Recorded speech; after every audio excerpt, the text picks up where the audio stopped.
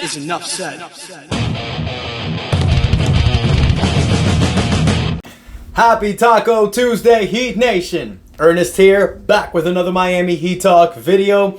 Would really appreciate if you guys can like the video, subscribe to the channel. Y'all know the drill. Now let's get ready to rock and roll on another Miami Heat Talk adventure, because I got a good one for you guys today. But before we get to another Miami Heat Talk adventure, gotta get this over with.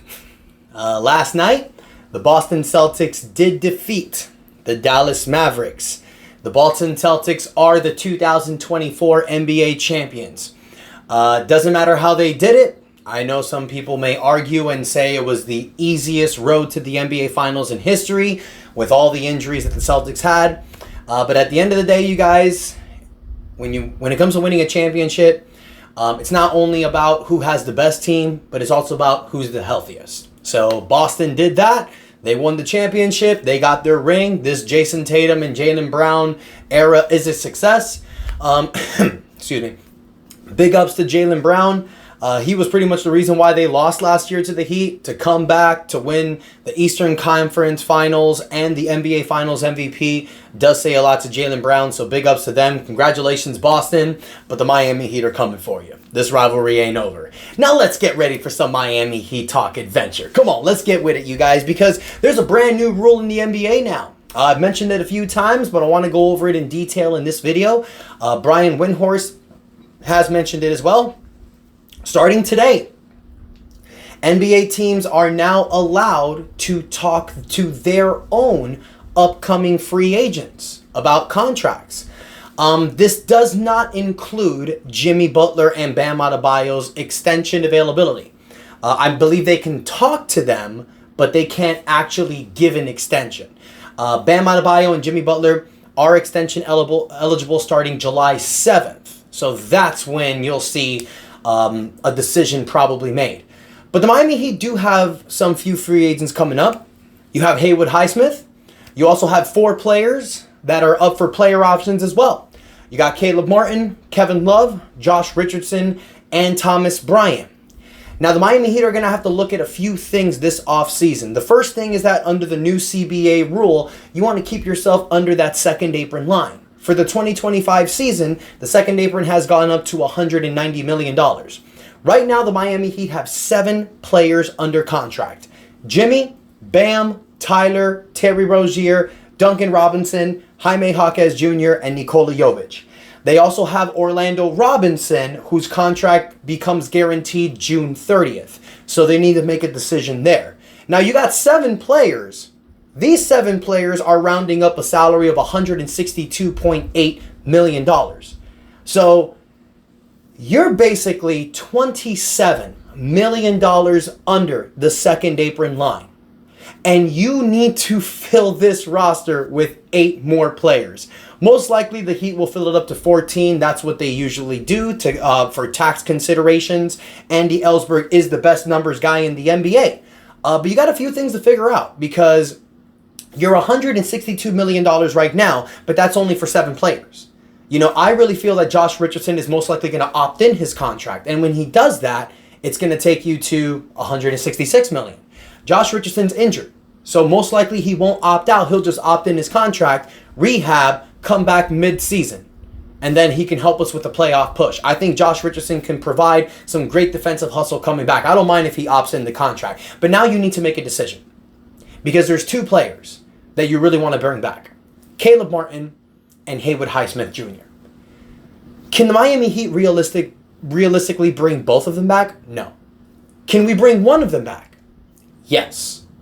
Now, right now, the Heat are $4.6 million under the second apron. Why is the salary so high? Well, because these 4 players I mentioned earlier are still in the books. Caleb Martin, Kevin Love, Josh Richardson, Thomas Bryant.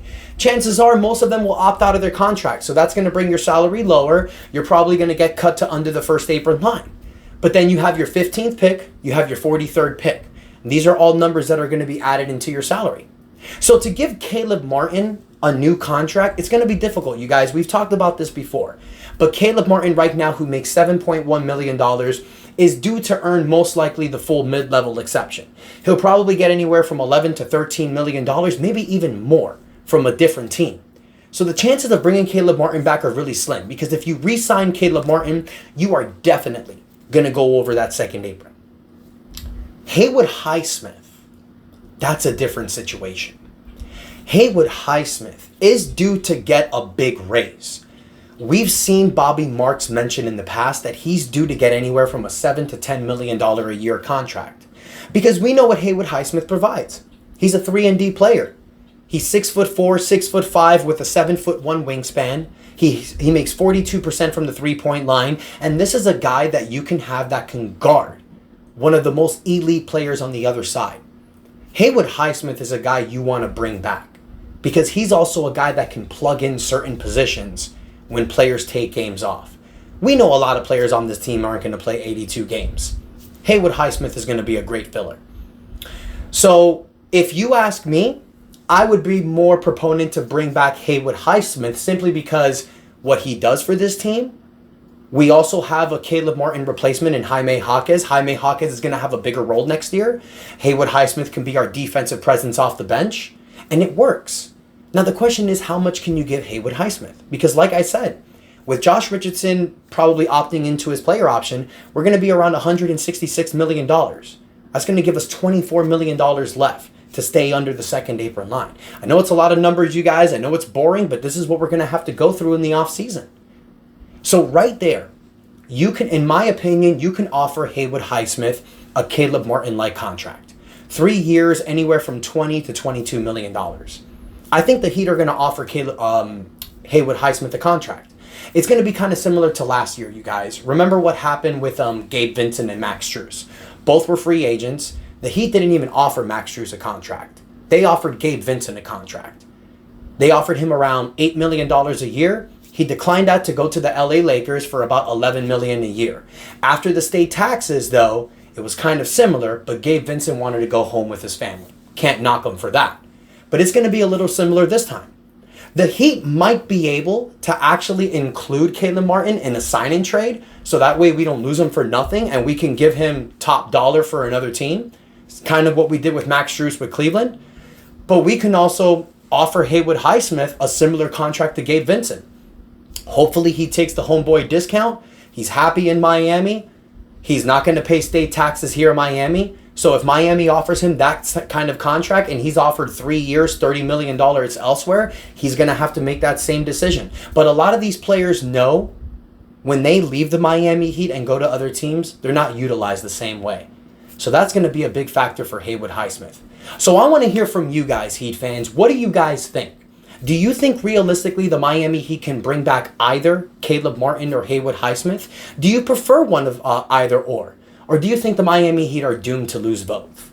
Let me know in the comments what you think, you guys. Also, let me know about the NBA Finals, how you feel about Boston winning. I know we all hate it, but let me know your thoughts in the comments. Don't forget to like the video. Do not forget to subscribe to the channel. We are literally less than 100 subscribers away from the 4,000 mark.